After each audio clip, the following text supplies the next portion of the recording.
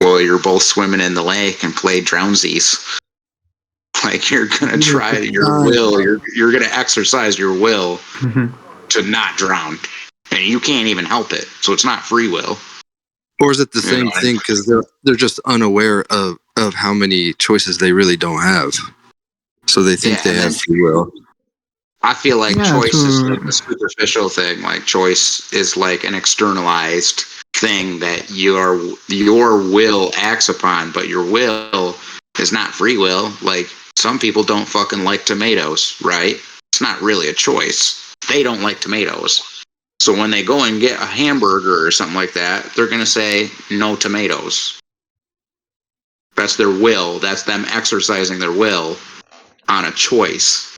But the choice is not really, I mean, is it free will if you don't like tomatoes? No, but they have choices to add anything else they would like to the burger. But it's just because they like or don't like something. That's not their choice. Let's say, for example, they will add let's say they will add the onions because they like onions. Well, they didn't have a choice to like it, you know. Exactly. But they're still exercising their will. Because at any given moment, you could say, well, I just don't feel like eating, even though I'm hungry. I'm not going to eat. That's why I say, like, you have the choice to choose not to do things more than, you have the free will, if we're going to use that term, to not choose things, as opposed to saying that you have the ability to control your situations ultimately.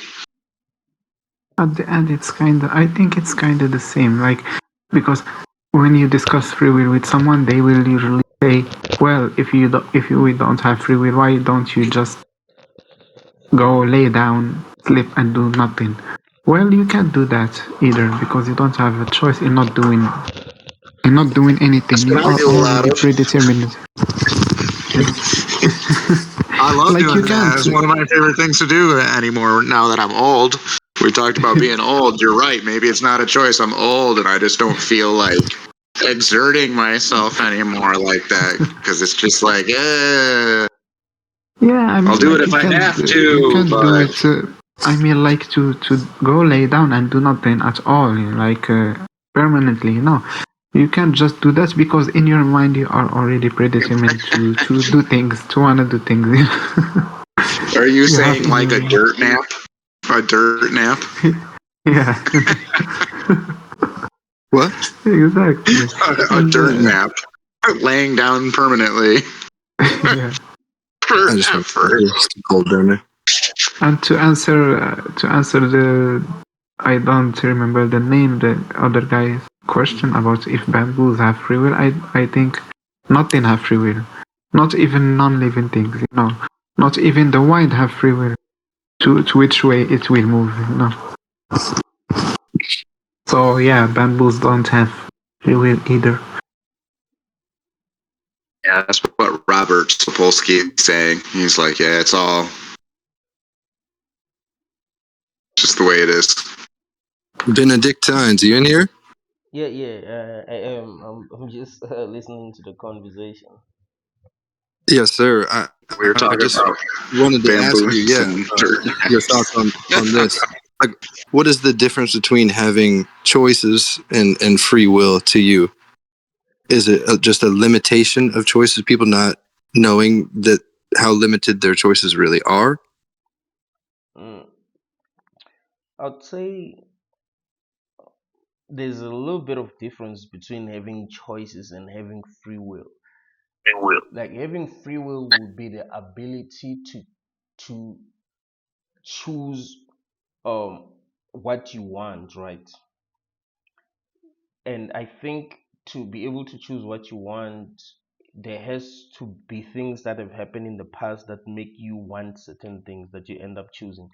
So even if you do have choices, it doesn't necessarily mean that you have free will, because the choices that you're going to make are predetermined by your previous experiences.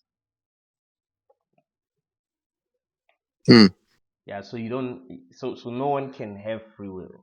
Like, as long as you are a human, you are just a victim of causality. It's cause and effect. So yeah, we don't have free will at all. Exactly. Uh, I have a question for you, Benedictine, because I always try to think about this, but I really can't. How would you think if free will existed? How it will be? Like how it would look like? Because I just can't make my mind to imagine that, you know. I would say it will have to do with the beginning of existence itself, where there was no causality, right? And you you as you actually having a choice to choose what you like, you understanding what caused you to feel the way that you feel, and you being able to change what caused you to feel how you feel about things. So you gotta have that kind of power. If, for an example, I like tomatoes, I must be able to make myself not like tomatoes. So I must go back to the point where I like tomatoes, and then I change that and make myself maybe like something else. So I would say that is free will. But as long as there's causality, there can never be free will, because it has to do with, the past that we couldn't even control. Right. Yeah, I get what you mean. You are saying like if we have some kind of superpower that make us travel back in time and be able like to change things. But don't you think that even if we had that kind of power, it will still be predetermined? Like, let's say now I like tomato. I wanna make myself not like tomato. So I go back and change that. But that was also predetermined that I was going to go back and change it. You know what I mean? Mm, In my opinion, I think you still don't have free will. but what would have predetermined that? Because if I have if I have the power to say, okay, now I don't wanna, I know that okay, let me give you this example. I don't like, let's say I don't like country music, and I say, you know what, I want to like country music, and so I decide to literally go back in time to work on not liking on work on liking country music, and say that I want to cause events that are going to make me like country music. So it it will be free will, because I will be using my own will to choose what to like and not to like. So even if it seems like it's cause and effect, but I think because I will be exercising my will entirely, I will be able to experience everything that I want to experience and like everything that I want to like. So I would still say that's free will, because after liking country music, I can choose another genre, and then choose another genre, and then choose another genre. But what made you want to like country music? Isn't that also predetermined? Like, why did you decide that you wanna like It you will be wanna like it? You know. wanting to experience everything, or wanting to love everything, right? The will to want to love everything, the will to want to experience everything entirely. So that But will when did might you be get that free will will. to? Sorry. I mean, like, from where did you get that will to wanna like or experience everything? I think it's also like you will find at the end that it's also predetermined. You will always go back, to something that influenced it. um if we go back, um let's just say life is consciousness just trying to experience itself. So if you are able go back to the point where you you don't like anything, but then you choose what you want to experience at the time, meaning that it wasn't predetermined. You don't really like anything, you don't really have there isn't anything that caused you to like something. So if you can always go back in time to do that, to restart over and over and over again, I would say that having that power will be free will, because you are able to go back and say, okay, I don't like this, I don't like that. Let's just say, in fact, let me put it this way. Let's say to even make a choice on what to like and what not to like, you would only need to go back, right? So meaning that at this point, I cannot make a choice on what to like and what not to like until I go back, and then I choose what to like and what not to like because I was able to go back. So I would say that will be free will. Let's say I would have made that choice even before I experience anything. I'll be like, okay, I want to go back in time and experience something different. I want to go back in time and experience something different, even before the causality started. So that will be free will. Does this make sense? I guess what you say. I think it makes sense. It makes sense, but I still can't I don't know. I still can't comprehend.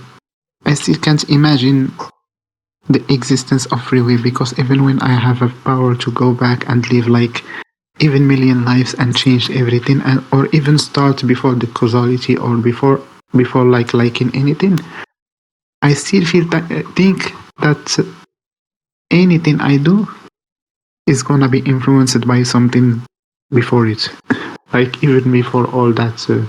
And Rue, are you somebody that believes that your life is set no matter what you do? Like your life story is written already? Yeah, I do think that it's not like it is written like a script, but it was set by causality, like by that first thing. That first thing, I don't know what it is. Is it when I was born? Is it when the universe was created? Or is it even something before that? But it was set like a deck of cards standing one in front of the other, and it started. And once it started, it was all determined. Like even if I have the power to go back, I will still do something because it was predetermined. I was predetermined to change something, you know. Yeah, that's a really interesting topic to me, for sure. I think it depends on what caused everything to start existing.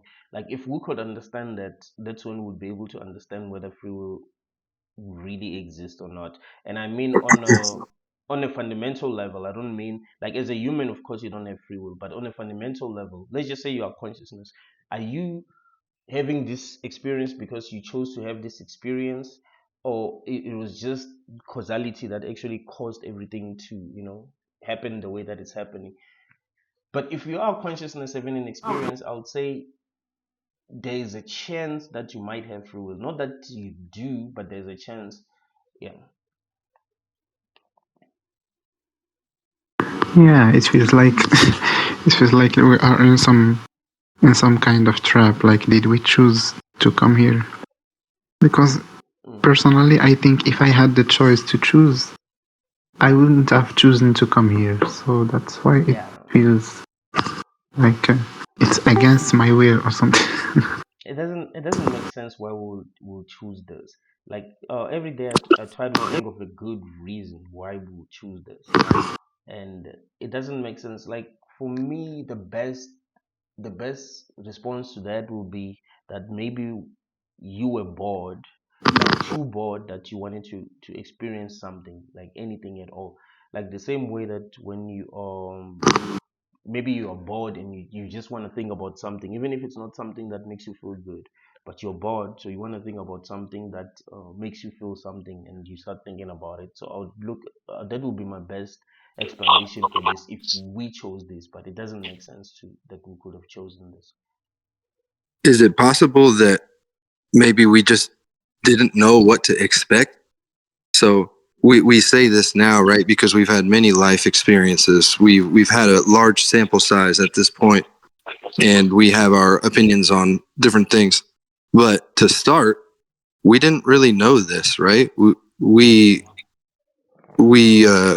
it's like a shot in the dark. We just said, maybe it's a gamble, maybe it's let's try this out, but we didn't really know what we were getting into. So how can you say I wouldn't choose this when starting out you don't really know what you're getting into? Does that make Yeah, sense? no, it makes sense. It makes sense. Yeah, that makes sense. That's, Yeah, there's a so I think chance. we are Because even we got tricked into choosing. Like maybe even the creators they didn't know what the experience was, so we're all figuring it out at the same time. Yeah, especially about country music.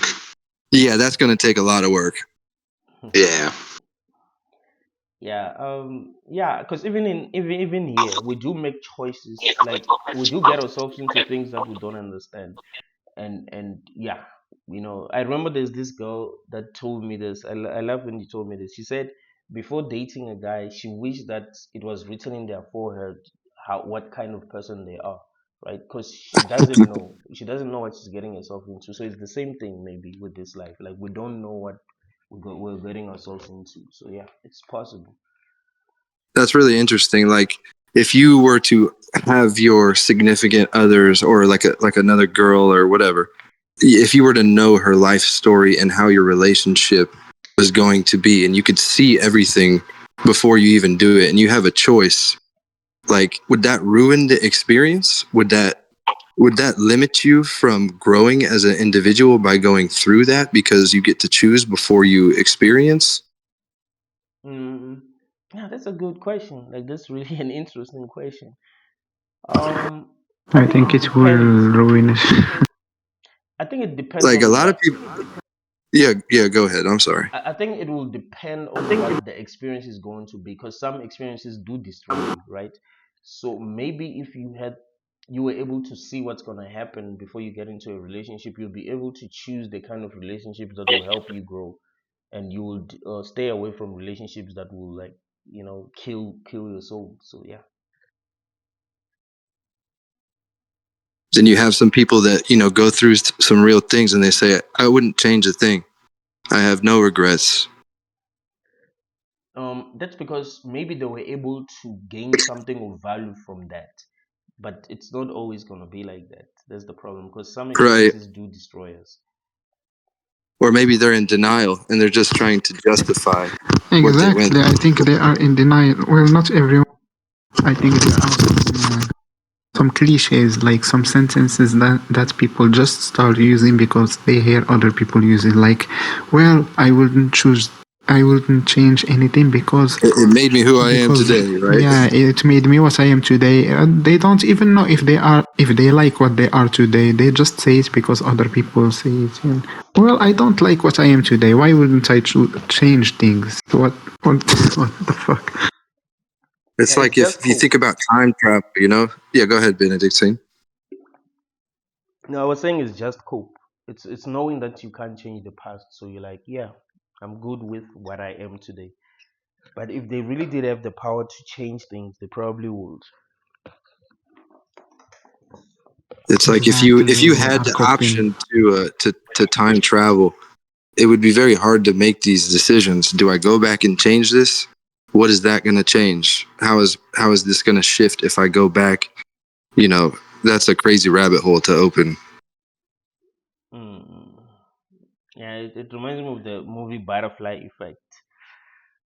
I love that movie. Yeah. It's brilliant. The Yeah. second one was trash, probably, but the first one was amazing. I didn't watch the second one, but yeah, it makes you think, because small small events could really change the future, like, easily. So yeah, it's crazy. It also shows that everything is predetermined, because that's like that movie actually show us how causality actually works. But what if you had the option to time travel all the time, and then every single time you go through something, you want to time travel back to see if there's a different option, and this experience is not even as good as it was before, and you're constantly battling in your mind, do I change this? And you can't even live your own life now because you're always realizing that you can change it. Yeah, I don't think you would enjoy life if, I mean, even now I know it sucks, but I think it would be much worse. And the reason why I think it would be much worse is because you would have had that option from the beginning, so you wouldn't even appreciate it, right? So maybe if you started having the option now, you would appreciate it. But if you've already always had the option, it will start to suck. Like you would never get to have like a full experience, right? Because you'd always be wanting to change things. So the story will be messed up, basically. Like your life story will be messed up. And that's sort of the point of the Your life movie will is be butterfly spoiled. effect. Because the butterfly effect, the moral of the whole movie was like every time he changed something, it made it messed up in a way that was not ideal. Like leaving it alone was actually the best option. Yeah, exactly. Yeah, that would hurt. That would hurt after a while. Yeah, I don't think, yeah, like I don't know how a person will be able to create like a beautiful story. Like even like you watch a movie, I don't know if you would truly be able to appreciate it if you could change what happens to the characters, right? Like you watch you watch maybe end game, like Avengers end game, and you could change the outcome. You could change the outcome. I don't know if you could truly appreciate the story. Yo, this is actually true because there was these books where you choose your own ending or you choose your own story path through the book, and it never really caught on. Like you don't see a lot of these books anymore because what you'd end up doing is you just end up reading the same book several times, Mm, flipping through the pages, going back and forth. So what you found was your experience was just flipping through the same book. Yeah, this is a thing in video games a lot. They have this thing where you choose something and it changed the course of the whole story. So and it has like multiple endings. There is, I think, also a movie on Netflix called Black Mirror, where you can choose where you can change. Like in some scenes, they give you the ability to choose what's next. and it It's ended on horribly, Netflix, I right? think. Because I saw Yeah, this Black Mirror. exactly. Like they show us how how badly technology could affect us. Like I like Black Mirror, like the series and even the movie, because I think they have this one. They also have a movie called Black Mirror. Yeah, that's the one Benedict, I'm yeah, I talking like how about. you reference movies a lot Bandersnatch, I in your think. videos. I think a lot of people can relate to that. So sometimes I do ask myself, what if we chose to forget? Because knowing ruins the experience. So maybe not knowing is better than knowing. What if we chose to be this limited, you know, so that we could fully be in the moment for some reason? I mean, it sucks, but what if we chose because we didn't know what we were getting ourselves into? It's like if you want to watch a movie and someone, you know, give you spoilers and you're like, no, don't. Like, I want to watch it. I don't know what this movie is about, but I want to watch it, right? I don't know if I'm going to like it or not. So, what if that's what happened? Like, we didn't want to know what we're getting ourselves into because we felt it could ruin the experience. Sometimes I do think that we like, because I look at life the same way that I would look at a movie. Exactly. That may be the case that we choose to forget because we see that behavior in humans. They have the desire to forget. For example, when someone like a movie or a TV show like too much, they say, "Oh, I wish I could forget it so I can watch it again." So maybe we did that. Yeah, there are many movies that I wish I could forget. I'm like, damn, I like the experience of watching that movie, so I would actually like to forget it and so that I can rewatch it. So yeah, there's that feeling. But for me, it has always made sense to kind of look at this as some kind of a mistake more than and it's so hard for me to to feel like this this is what we really wanted, right? It's like maybe it's the closest thing to what we wanted, but something got messed up. Like it slows. Maybe we wanted this kind of experience, where we'll have challenges and all that, but it just feels like they're a bit too much. Like there's this evil entity that's like controlling everything, so that things just don't really end up working out the way that they are working, that we want them to work. Yeah, I think I really believe that we didn't have a say or choice in any of this. Like we just were brought here somehow. That's what I truly believe. No, it makes sense. It makes sense. Now I'm Yeah, just because now yes, I'm just waiting to see how the story ends, because I think that's what is gonna tell us everything. Like, how does the story end? Does it end very badly and you realize that it was just a stupid story, or does it have like a powerful ending? A meaningful ending, because that's what's gonna, like, give us the whole thing meaning, I guess. yeah, I feel like we will be disappointed. I don't know why. Maybe it's just nothingness. We will never find out the ending.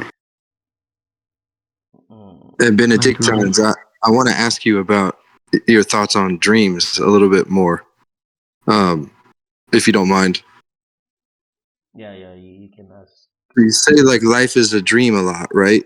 Um, Mm, I I'm trying to wrap my head around that because I'm somebody that has had some very, very in a large amount of lucid dreams in my life, and I mm, love dreams. I love everything about them. And when you say life is a dream, and I hear you elaborate on it, it sounds like you really believe that. But I kind of disagree a little bit. I just want to know your thoughts on that a little bit more. mm, mm. Uh, The only other life that we've experienced is in our dreams, right? So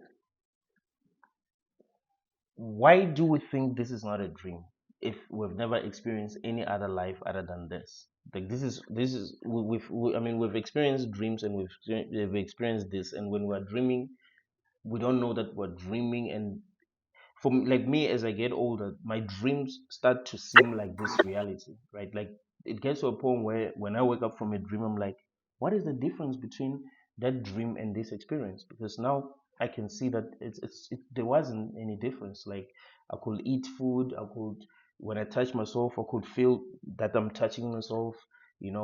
When I would go through struggles, I would feel that I'm going through struggles. Like, it felt as real as this real. So if the only other life that we can experience is in our dreams, why do we think this is not a dream? Well, would you like me to answer that really quickly? Yes, yes. I would say we know the difference between many times. I think there's a small percentage of the time where we are absolutely wrapped up in our dream and it couldn't seem more real. But even when you lucid dream, you're aware that you're dreaming, which is such a beautiful thing. Like you're aware that you're flying, such a cool place to be. But I think with a waking life is just very different than a dream, is what it comes down to me.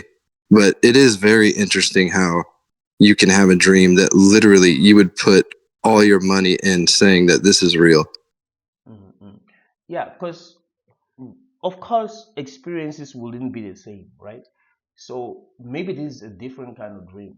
So the problem is that we want our dreams to be exactly like this, so that we'll say, nah, life is just it's just a dream.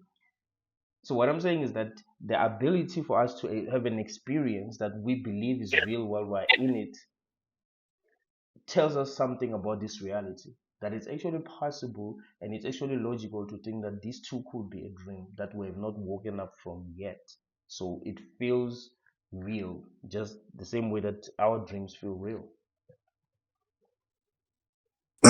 I think I follow yeah, you. right. Maybe it's just a different kind of dream. We call it a dream, like this waking life. We can say it's like a dream, but maybe it's something else that we don't really know. It's similar to a dream, but it's not quite the same thing. Yeah, Yeah, maybe this yeah, is you some can look kind at of it. dreams too. You can look at For it me, that I way. can't distinguish the difference between my memories and dreams I remember. Like they exist in the same place in my mind. Like memories that I have from years ago is to me is no different than remembering a dream I had last night. Exactly. That's interesting, actually. And you forget most of your dreams, right? You forget like 90% of your dreams. Then you have dreams that you'll never forget. It's pretty incredible. That is Did true. you have dreams? Did you have a dream inside a dream before? Yeah. I've had some incredible dreams, man. Like when you are dreaming and you wake up from your dream, but you find yourself that you are still dreaming. Did this happen to you before? Yeah, I've had this dream before. Dreams like that. Yeah, well, It's I think unsettling. this may be the case with this life too, that we yet have to wake up from this current one, from this current dream, you know. That's an interesting point right there, honestly, because I think Benedictines talked about that too, like sleep paralysis and different kind of states of being you can be where you feel like you can't do anything, but you're aware that something is going on. Like, what is that? Is this just our brain playing tricks on us? Is this a different part of the brain that we're tapping into? It's highly Maybe unlikely it's that our brains parallel. will play tricks on us like that. Like, it's highly unlikely. I think there's something more to it than what we'd like to believe, you know. Do you guys ever look up your dreams once you have a dream? Like, let's say you see a leopard in your dream and it was so vivid that it was a leopard. Have you ever looked up leopard the next day and see what that means and find truth in it? It's very interesting. Yeah, I've tried to do that before. I'm not sure how much weight to dream put into that, interpretation. but it's fun to do. The last dream I had, I woke up. I don't even remember exactly what it was about. This was just a few days ago. I just was started laughing. Something was funny, and I was laughing. And I woke up laughing, and I know that I was laughing audibly loud because, like, when I woke up, my dog's sleeping next to me, right? And he's looking at me like, "What's wrong with you?" Because I woke him up with my laughter. So, like, all I know is, like, I was dreaming of laughing, and when I woke up, my laughter woke myself up. Yeah, The actual sound woke me up. that had happened to me once, and I was sleeping with someone. That was weird. Like, they thought I was crazy. Yeah, I woke up screaming before, sweating. I woke up, wet dreams, all of that. It's kind of crazy. Yeah, it's. But it does tell us something about this reality. To be honest, the problem is that we tell ourselves that dreams are just happening in our brains, you know, whatever. But it doesn't really make that much sense. Like, why would we even dream? You know, because that's I think interesting. it's trying to tap into your unconscious mind that you haven't thought about yet. Like, it really does. It gives you insight into things that you haven't been able to put together in your waking life, I think. So, for example, like one of the most common dreams is losing your teeth.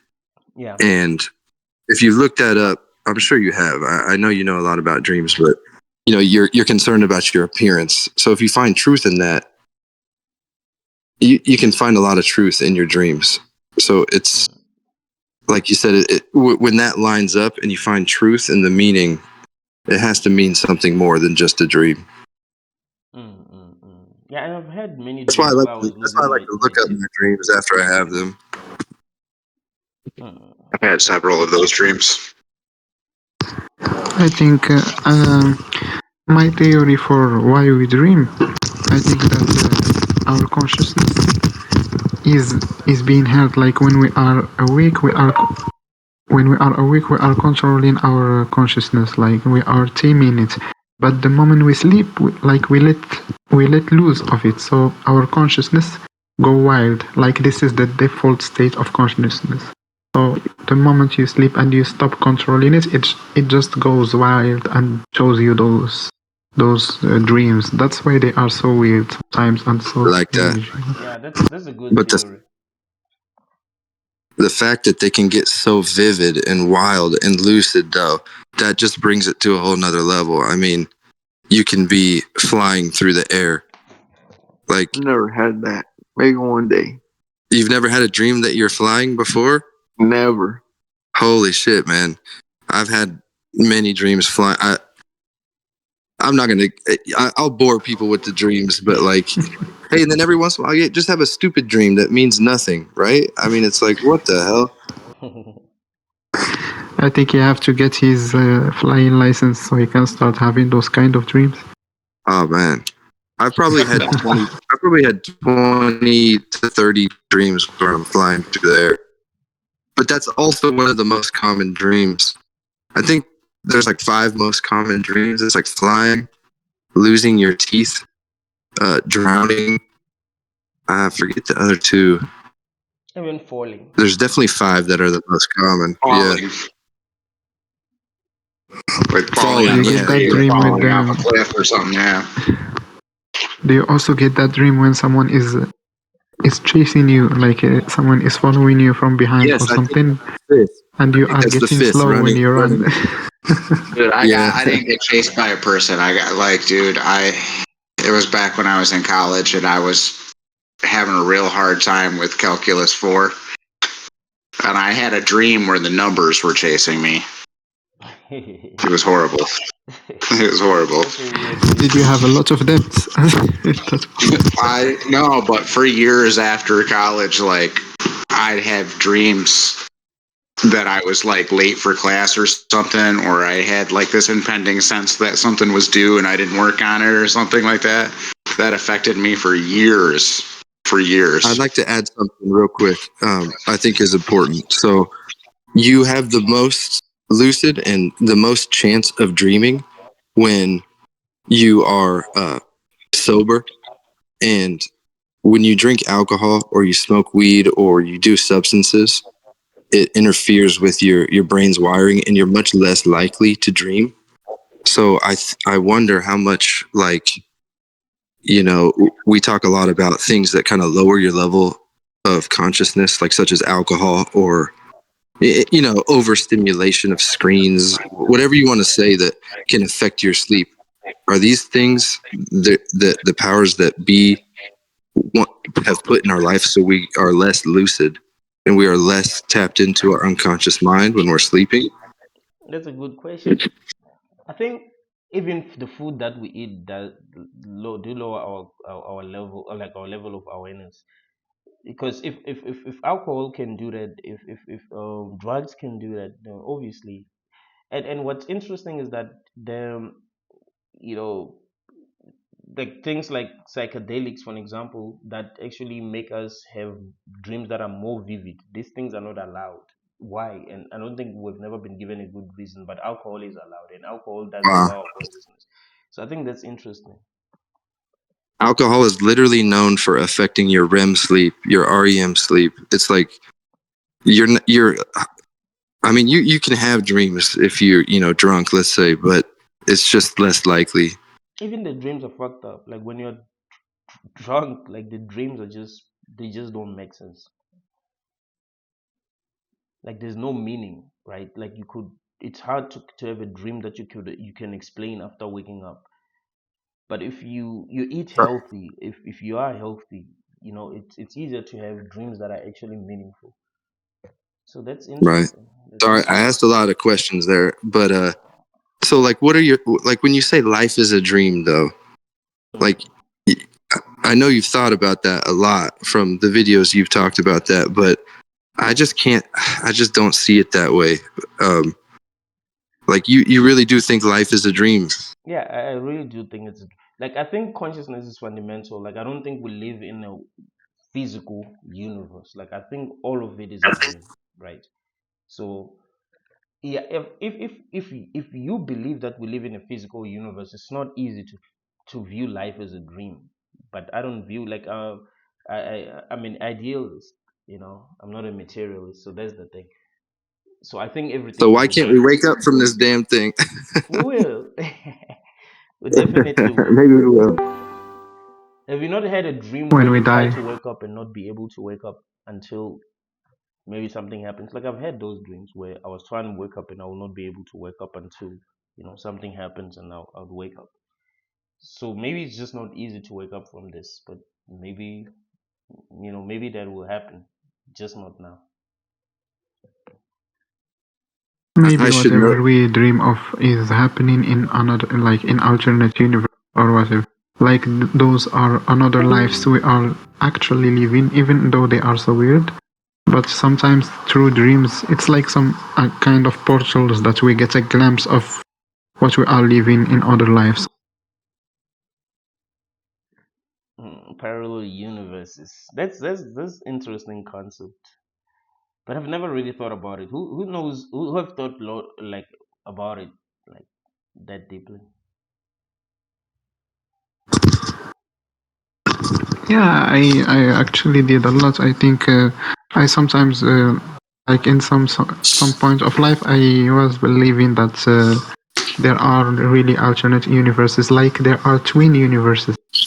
Every universe has a twin universe to it, and it has like the same planets, the same people, but in different scenarios. Because I really don't believe that there is only one universe.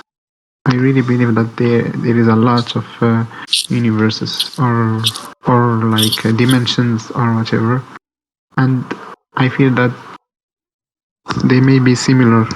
They may have same people and same thing, and maybe we take a look at them through dreams sometimes. I don't know. Maybe that's how the free will is actually exercised, is your free will is not able to be used here in your immediate experience, but your free will above yourself, the choices that are made using that split realities.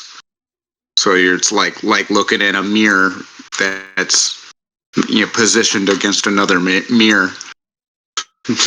You know what I mean? Yeah, Like every choice you maybe. make makes a new universe. So That's you don't maybe get the choice thing in this one.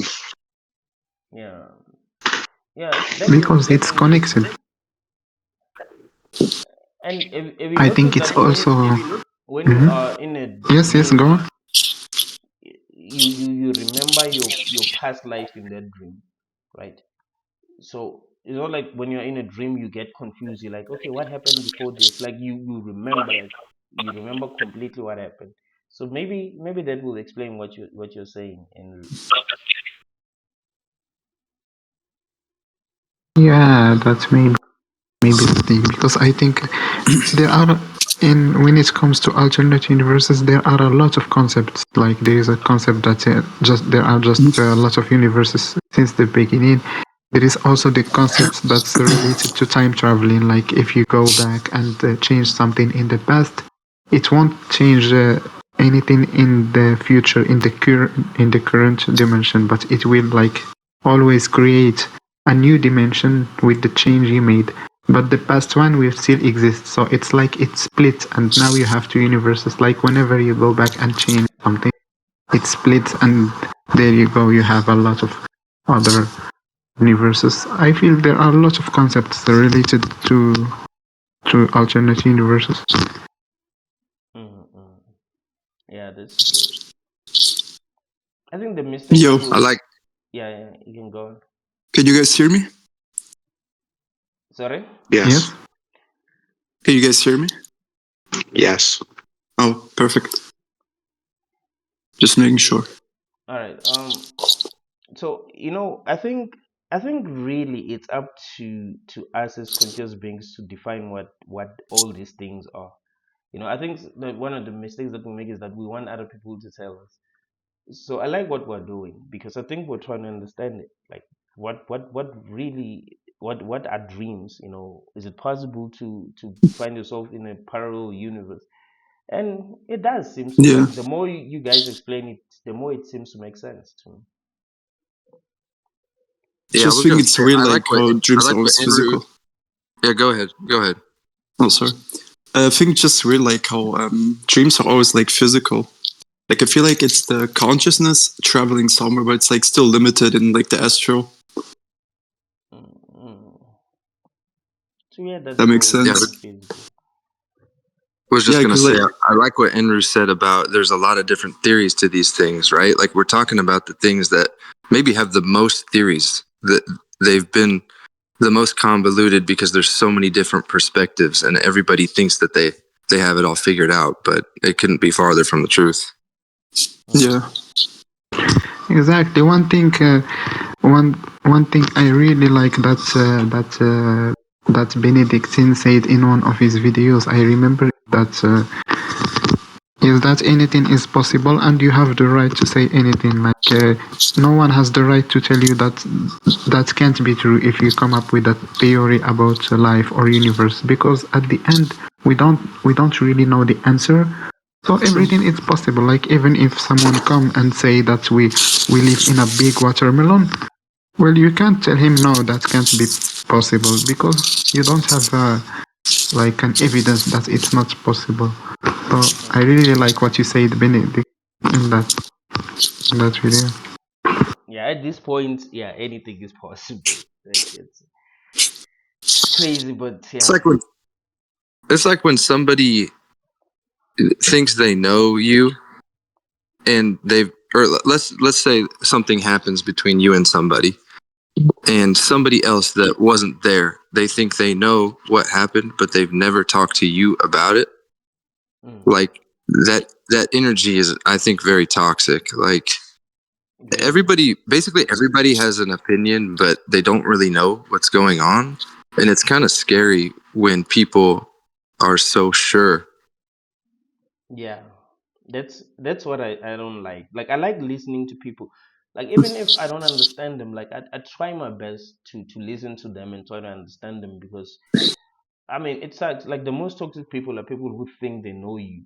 That is why I hate it when maybe they diagnose people with mental illnesses when they behave differently and all that. Like maybe you don't understand that person. Like there's a chance that you just don't understand them. Maybe they are new species, whatever, so you don't get them, you don't really get them, so you just conclude that they are mentally sick, or something is wrong with them.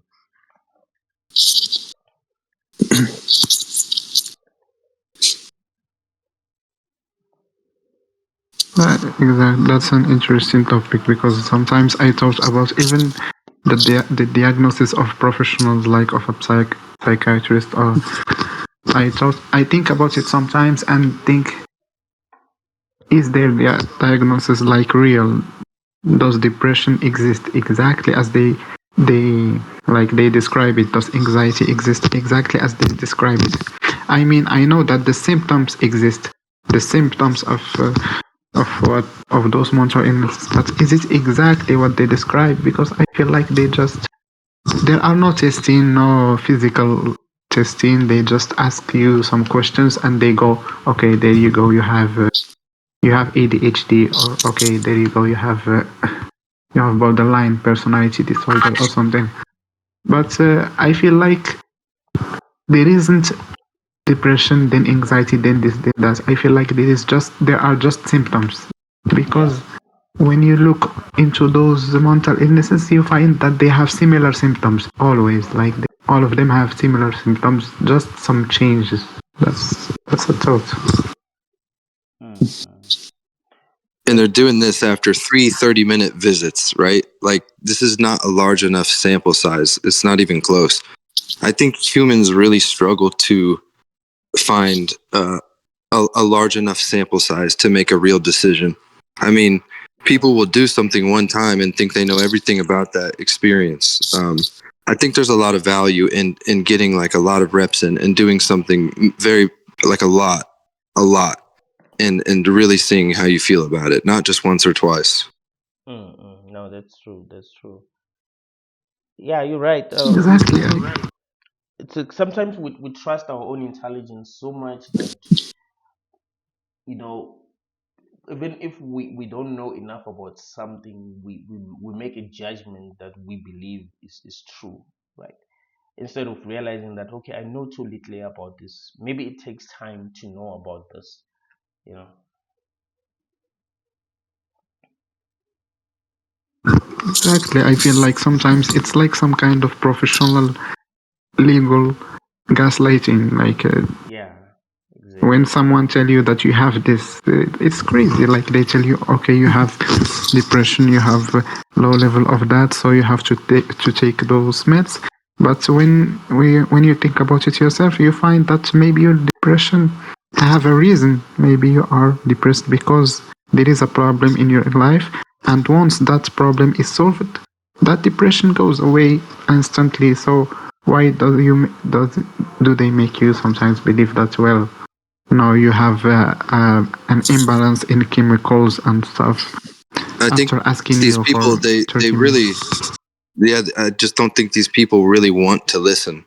I don't think they have any real incentive to really listen to you. So the whole time you're talking, they're deciding already how they're going to play this, instead of actually hearing you out, and that could be psychiatry, that could be therapist, that could be your friend, that could be anybody. I mean, the moment you open your mouth, people are already trying to assign a label, or not everybody, but I think the average person just really struggles to like listen. They just want to put you in a box and kind of characterize you right away. Yeah. Yeah, I see that a lot, and I think that's why relationships don't really work these days. Like, your relationship with your parents, with your friends, with your, you know people that you date. Like, human beings have, I don't know if I should say we have lost the ability to listen, to understand, but we don't. I don't know if we've had that ability before, but we don't listen to understand. Maybe it's because Yeah. things have changed, and life is very fast now. Like people don't have a time now, I guess, and they think they know too much. That's another thing. Yeah, it's all surface level relationships. There isn't that strong willingness to want to tap into another person's world and try to see things from their perspective. So Benedictine, I love when you say that literally everybody is different, right? I mean, no brain is the same. It's impossible to replicate the same brain. It's literally impossible. But we want to assign somebody like there's 12 characters to choose from in this video game, and you can only be one of these 12. So when you say something I don't disagree, or when you say something I don't agree with, you have to be this character, and you think this way about everything because you had this one take on this one topic. So I know how you feel about everything, right?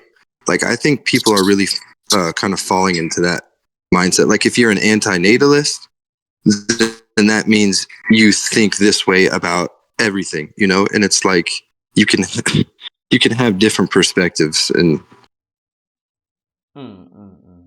Yeah, exactly. Because not all internalists are the same. Like, they're coming from, uh, you know, like, different line of thinking. Like, they just maybe reach the same conclusion, but they're not really this. Like, there are some things that they might not, necessarily agree on. So putting people in a and box. respectfully, I just want Benedict, I'm gonna shut up after this. So, like, you speak on some very polarizing topics, right?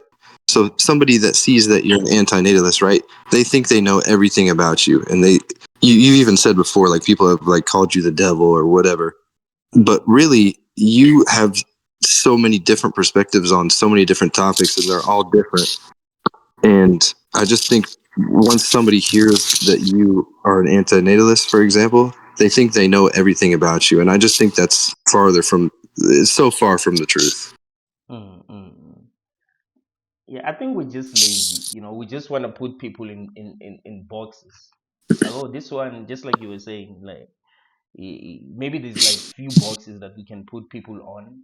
I mean, in. So yeah, we just decide based on, like, superficial things, and yeah. They even try to do that technically, like with those tests that you take on those websites, and then they go, okay, you are an INTJ or whatever those, and other people also try to do that through the like the horoscopes, or what do they call it? Like those zodiac stuff. Like, you are a Leo, you are a Cap. Like, they categorize you. They ask you, what is your birth date? And you go, oh, my birth date is this. And then they go, okay, then you are a Leo. Okay, I will. Or you are that. It's like people are not even trying to get to know what you are. They just wanna put a label on you from the get go. Mm, mm, mm. It's like if they say if a person behave this way, it means they're a narcissist, or it means they hate they hate this kind of people or this and that. It's like no, listen to what the person is actually saying. Like try to get to you know them. Try to tap into their reality. So yeah, we don't understand one another as people, and that's I think that's what's making like that's making people not want to be close with anyone, especially the people who are different.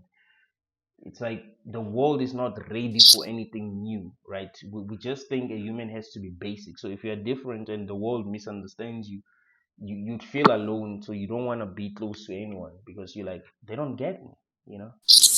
Mhm. Definitely no. I think people really Exactly. struggling with listening and like having conversation and being able to take in other Mm. people's perspective. They're Yeah, they already just call you decided crazy. who you are. Yeah, I feel sometimes people just don't get that people are just different. There is no A and B and like just black and white. Like when people say are an introvert or something. I think it's people are different. There is not just introvert. For example, someone who is introvert, you might find that he is an extrovert with the right people. He is introvert with people that he doesn't feel comfortable with. But when he is with a close friend or he is with a group of people that he is comfortable with, he is no longer an introvert. So why Mhm. he is calling himself an introvert always? It's just Exactly. about the situations, and it depends. People are really different. There is no black and white. True. Mm. Good point. Yeah. No, I know people who believe they're in extroverted, right? Like who are usually extroverted.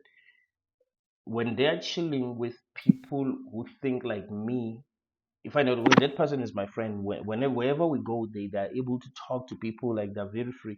But when they're sitting with people like me, they don't talk. They become an introvert because in our world they have nothing to say, so that's the thing. So even Hmm.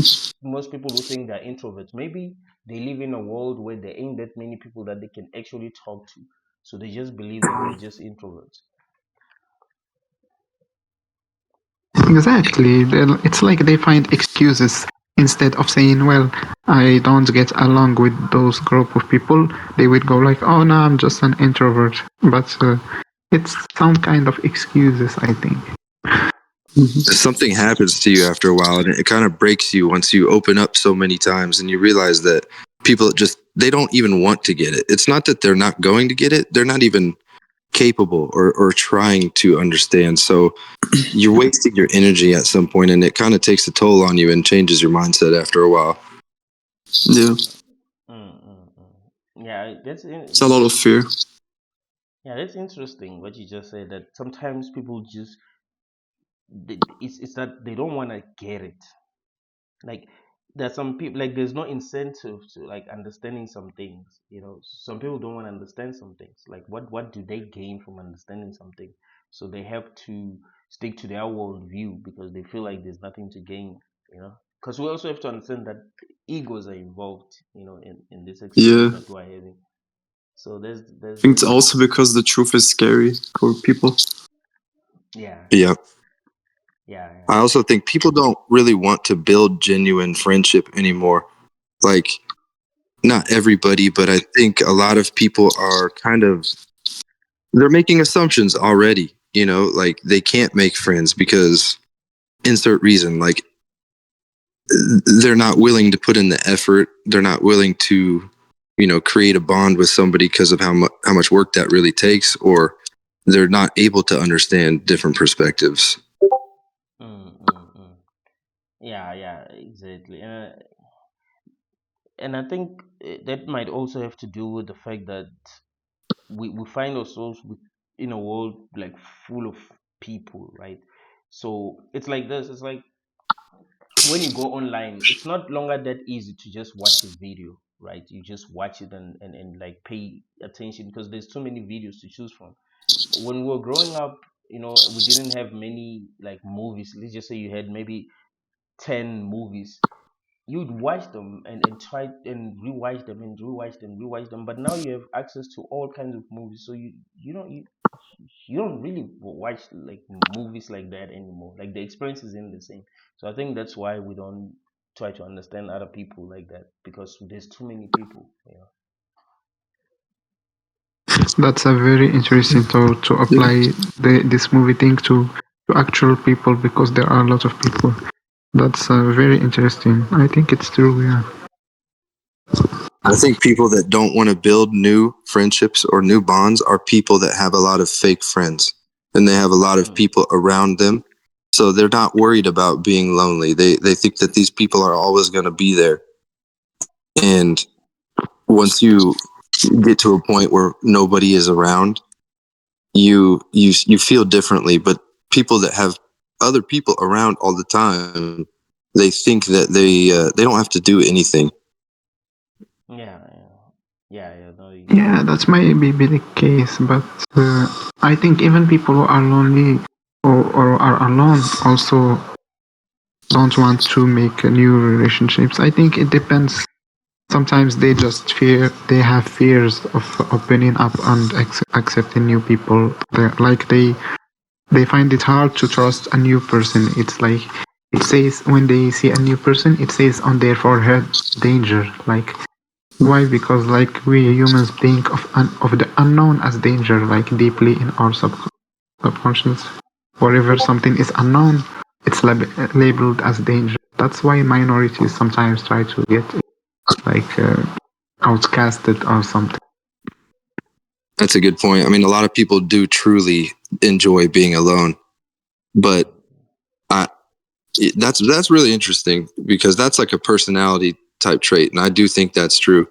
But I think a lot of people that enjoy their solitude, they had people around them at some point. mm. Yeah. Yeah. I Yeah, think it's maybe not. yeah. I think you said something about having fake friends. I think if you've had a lot of fake friends, it becomes true in your reality that everyone is fake. It there's no, you don't see a reason to make friends anymore. You're like, well, that's how people are in general. So why should I try to make new friends? It's like when it comes to dating, like guys, for example, who are black pilled, they'll say all women are like this, all women are like that. It's because maybe the women that they've heard were like that, so in their reality all women are like that. So now they're Right, like, right. yeah, I don't want women anymore, and then they make content online talking about how bad women are because of the few women that they've dated, maybe less than 10. So it's like that. It's like you've had fake friends, so you believe every person is fake. That takes a toll on you after a while. I think a lot of people struggle with getting through adversity too within relationships. Like if something bad happens, you just want to cut that person off right away, right? But Mm. there's a lot of value in working things out and giving somebody another chance and forgiving them. It's very hard to do. I'm not saying that's easy. No, that's actually true. Like, we need to give people enough chance, but it's very risky too. That's another problem. But I do think it's good to kind of like wrestle with another person and try to get to what is more true, because through that you also learn, right? You start to see things from their perspective, they start to see things from your perspective, so there's growth in that. Sometimes you gotta fist fight your best friend, man. Just be like that sometimes. Yeah, the people that I became close with in my life when I was young are the people that I had to fight with first. So you find that we used to disrespect each other, and then one day we fought, and then after fighting, we didn't talk for a while, and then something happened, and we became very close. That's the story basically, like with people that I became close with.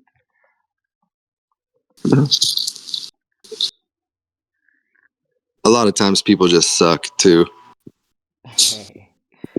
a lot of times people just really they don't have your best interest in heart, and you can't give them another chance. Depending on what happens, Yeah, it's like a constant balance. Who can you give your Yeah, energy to? It's very taxing. yeah, that's because sometimes if you give your energy to the wrong person, like it's gonna take time for you to regain it back. Because now you've invested a lot. That's my problem actually when it comes to relationships. It's like, who do I invest in? Because before you meet some people, you cool, right? You good. And then maybe you meet a person and then you start giving them your energy, and by the time you've given them a lot of energy, maybe they start behaving in ways that are that detrimental to your well-being. So now you've given them a lot of energy, now you're tied to them, and now you have to cut ties with them. But it takes a lot of work. You'll even be angry at yourself. Be like, damn, I was cool before I met this person, so now I have to keep on working, trying to detach myself. Like, so sometimes people just think it's better to just be alone because they don't want to go through that again, you know? Like once they heal, they're like, hey, I'm good now. Why should I put myself in this situation again? You can't blame them. Yeah, it's just Can relate to that. maybe we just need to learn to to to see people for what they are. Like if you can work on that and become conscious enough to see the truth of other people even before you get to be close with them, maybe that's good. Maybe that's what's gonna help. Yeah. So you avoid getting your energy taken.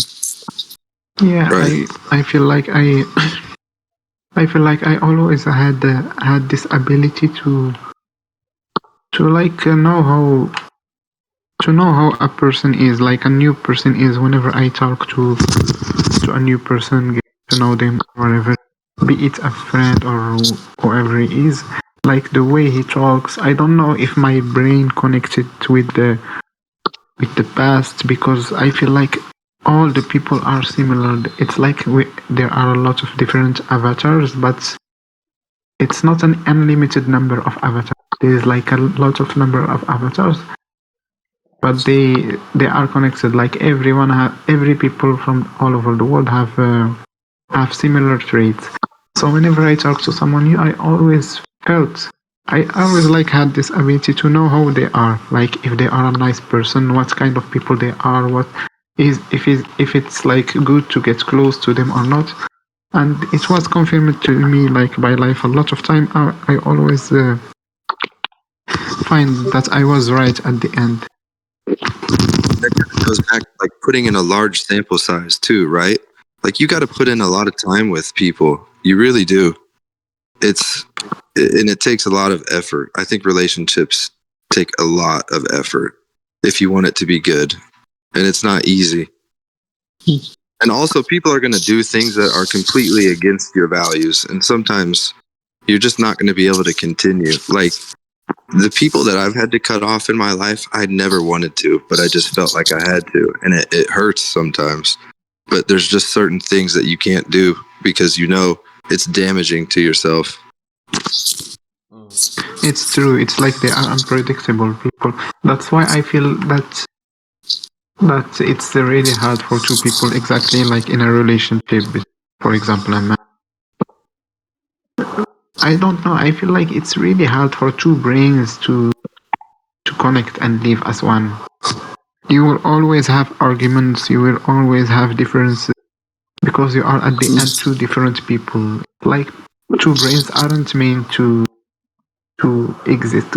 Like I That's a don't good know. point. That's a good point. It's like, why is it so hard to coexist when somebody is different than you? Why is this such a burden on our energy when an option is to just observe that? And like, why does it make us so angry when we know this person is completely different than us? I think it sometimes it has to do with what you want to get, what kind of value you want from another person. So, because here's the problem: you could Why try do we to want so coexist much? with the Why do we person have so much expectations? because maybe we as humans, we are supposed, like, that's what we get from relationships at the end of the day. It's not just about uh observing, right? It's also about working together in some ways, because that's how we've always worked as humans. So you also want to extract some value from a person, and they must also extract value from you. So I think that's relationships than just observing, right? Because I don't think there's growth in that either. I don't think there's growth in that too. Like, if you just observe a person and they're just whatever they are, but there isn't that, there isn't that communication that, hey, I also would like you to help me in this way because I think you can, or I would also like you to, consider this because I think you can. Like, I don't think there's growth, because the people that can help you grow are the people that are very close to you and the people that have invested so much in you, because they are they're observing you more than a lot of other people. Right. Just to take a different angle on that, I agree with that. But sometimes somebody just wants somebody to chill with, right? I mean, sometimes you don't have any expectations and you just want to chill with somebody, like not do much, just shoot the shit, drink a beer or something, and not have much expectations. But it's very hard to get to that point because we oftentimes we want so much from the other person, but maybe we should not want anything. I think it depends on the kind of connection that you have with the person, or the kind of agreement you have with the person. Of course, there are some people in our lives that were like, yeah, this one, I don't really care how they are, how they behave, and all that, because I haven't really invested much in them, or I don't take them that seriously. Like, they don't, what they do does not matter to me. But there are some people that matter to you so much that what they do does affect you.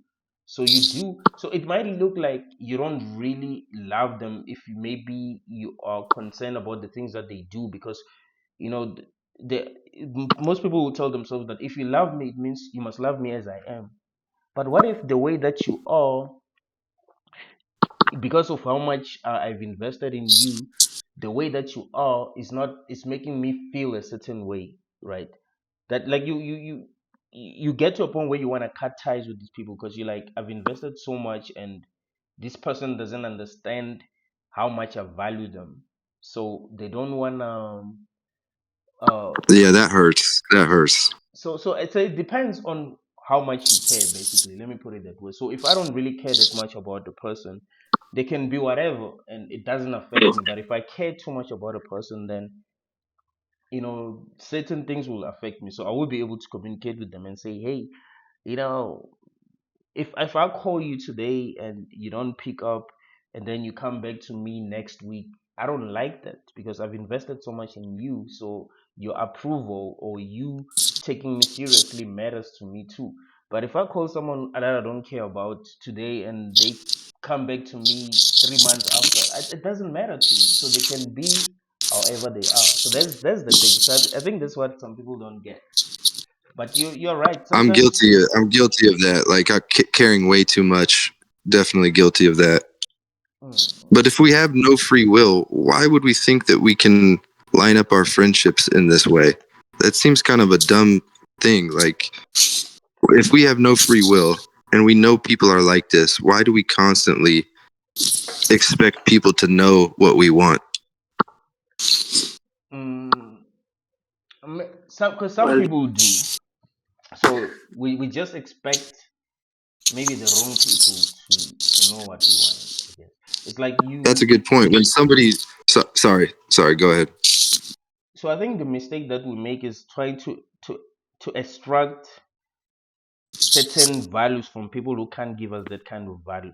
Like, because people are different, so maybe we just need to know what we can get from other people. Maybe some people are very good to hang out with, but they're not the kind of people that can maybe offer emotional support. But when you want to have fun, maybe those are the right kind of people. And then some people, maybe they can offer you support. Maybe some people can listen to you. Maybe some people will, if you call them now, they're gonna call you back in less than 10 minutes. Like, they're gonna give you that kind of attention. So So maybe where we are wrong is that we try to get things from people who cannot give us these things. Once you love someone, you're like, okay, they have to also be this way while they're not that way. So if maybe if we can work on that as people, maybe relationships will be better.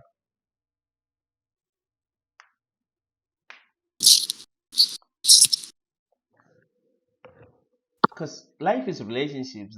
That's another thing. Life is relationships at the end of the day. So the human experience is going to suck if we don't know how to make relationships work. It could be, the relationships that we have with our friends, with our parents, co-workers, the people that we date. It's like there's no way It's around it. almost like we're just it's almost like we're not looking at it correctly. Like you find a lot of times when there's an issue with you and somebody else and it finally comes up, they didn't even know. They didn't even know that you thought this way. Yeah, So maybe that's a cause of you taking too long to talk about it or being scared to say the truth to this person. You just, and then like you said, it's an amazing feeling when somebody matches that energy on the other side and they're willing to talk about it or they're willing to put in the call to just see how you're doing. Like, I don't understand why it's so hard to do that, but it seems like it is. yeah. I think I sometimes the think reason why people people, don't talk is because they don't feel heard.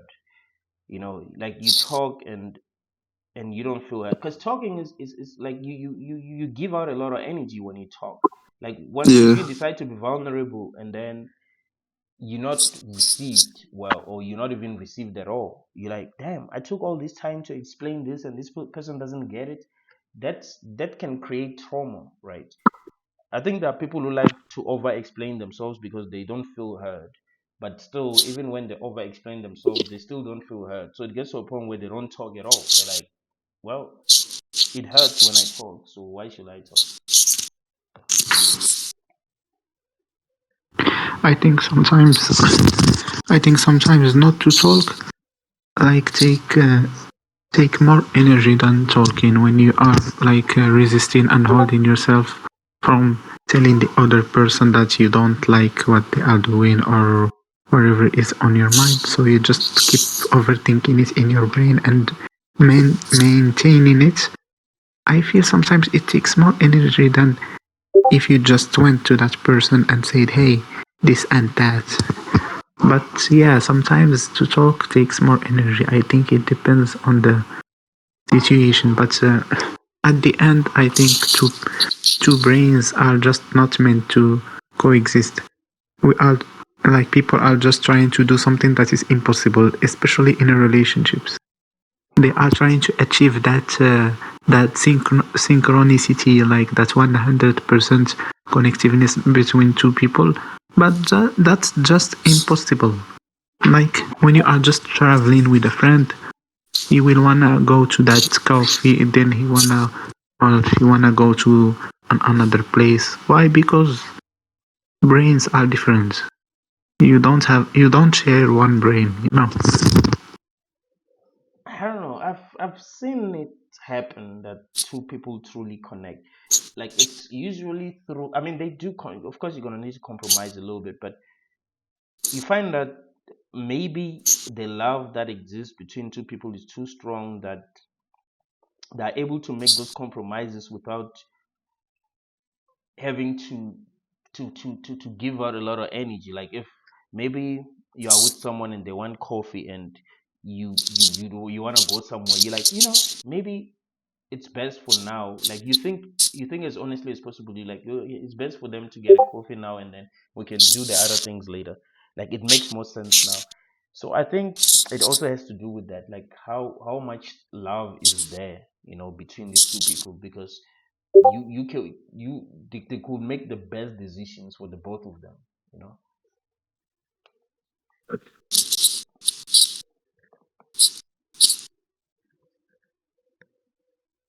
And Rue, that's a great point. Holding in stress like that, like is literally known to cause cancer. Like holding in that anger and stress and resentment against somebody else for long periods of time is very, very bad for your mental health. And it also takes a lot of vulnerability, right, to approach the person and just address the issue. Exactly, it's really hard to hold it. And also for the other points, yes, I agree with the Vin, because what I mean is it's impossible to achieve it without compromises. Like, it needs a lot of sacrifice from one side at least. But sometimes it doesn't work. Sometimes people don't want to make those sacrifices, or they get tired of making compromises for the other person. But yeah, there are a lot of people who make it work, but it just can't be that 100%. That's what's impossible. And that's what some people are trying to chase in a relationship. They are like trying to chase something that is, they just have to know how to make compromises, and they have to be connected. Like, you just feel that you are connected to someone through, I don't know, through energy or whatever that thing is. Yeah, so what is this feeling of, and I've felt this many times, like you don't think that you should have to address the issue.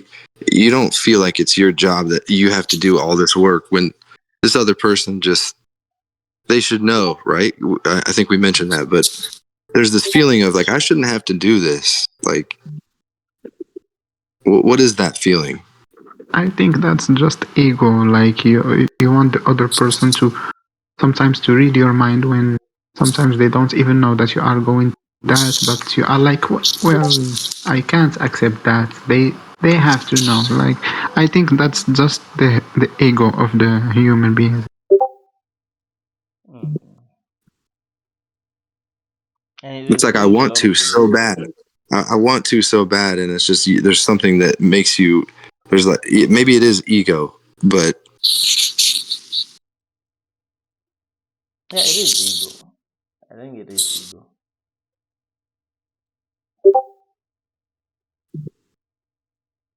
But it's Yeah, weird. ego, I guess, is like one of the evils of people. It's alongside envy and anger and other, like those seven deadly sins or something. or like pride. Maybe it's pride, because I want to address the issue, but there's this moral code that's preventing me from doing this out of just sheer, like, this person is not worth it if they don't realize this issue here. Like, if this person can't see the issue, then they're not worth addressing it too. But when reality, somebody's going to have to bring it up. And why don't we want to be that first person? What's holding us back from being that first person when we know we have to? Mm. Yeah, it's ego and pride. Yeah. Yeah, it's the. I think ego come from the pride. And Yeah. laziness, right?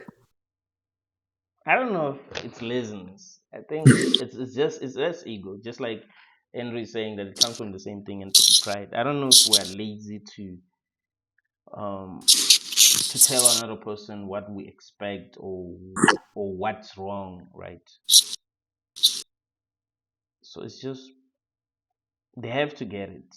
If they don't get it, like, if you check online, like, that's what a lot of women will say. Like, if it doesn't have to be told. The right kind of man doesn't need to be told what to do. You will just know, and all these kind of things. Like, no, there needs to be Yeah. communication, because we're humans.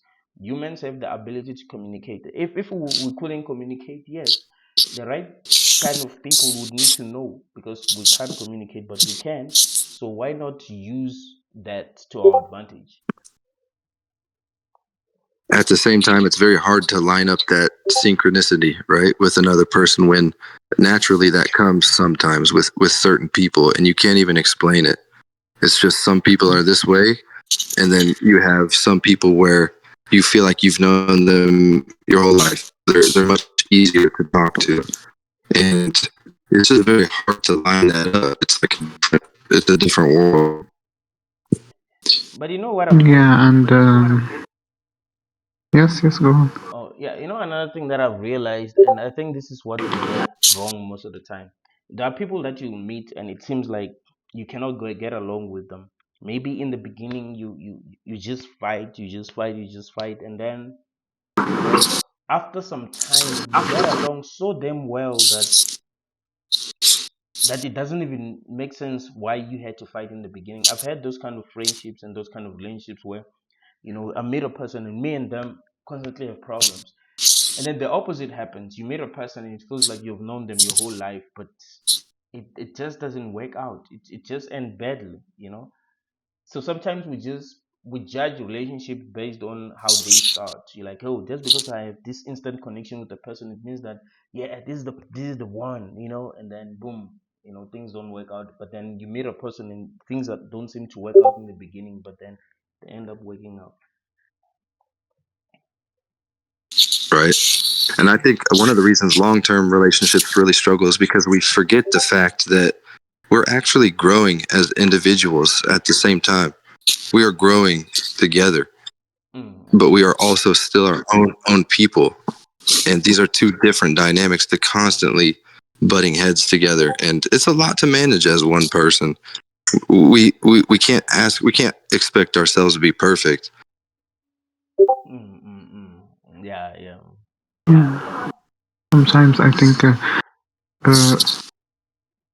sometimes communication is not the key, because a lot of people say that communication is key, but it also depends on the other person. Like if they can take that communication from you well. For example, let's say you are in a relationship with a girl, and you are having some weird thoughts that you feel that maybe you feel that you are attracted to other girls or something, but you are not a cheater. You are not going to cheat or anything. You want to address this problem like in a healthy way. So you choose to communicate. You go to the other person and tell her what you're feeling. So now here it depends on the other person. He may take it well and try to help you and try to tell you, oh, that's normal. I think all of everyone have sometimes attraction to other people. Like that's just an example. Or she may take it bad and take it as you are already cheating or something. Say, oh, so now you don't love me. So I think sometimes communication work, but sometimes it may ruin things. So that's why people are so complicated. Yeah, that's true. So sometimes you don't communicate because of fear of losing the other person. Exactly. That's why we are in hell. Too fucking complicated. God damn. Yeah, it's getting too heavy, and I'm getting tired. So I'm gonna say goodnight, guys. Good night. Good night. Tiring. Yeah, keep on the march, and I'll resume in another time.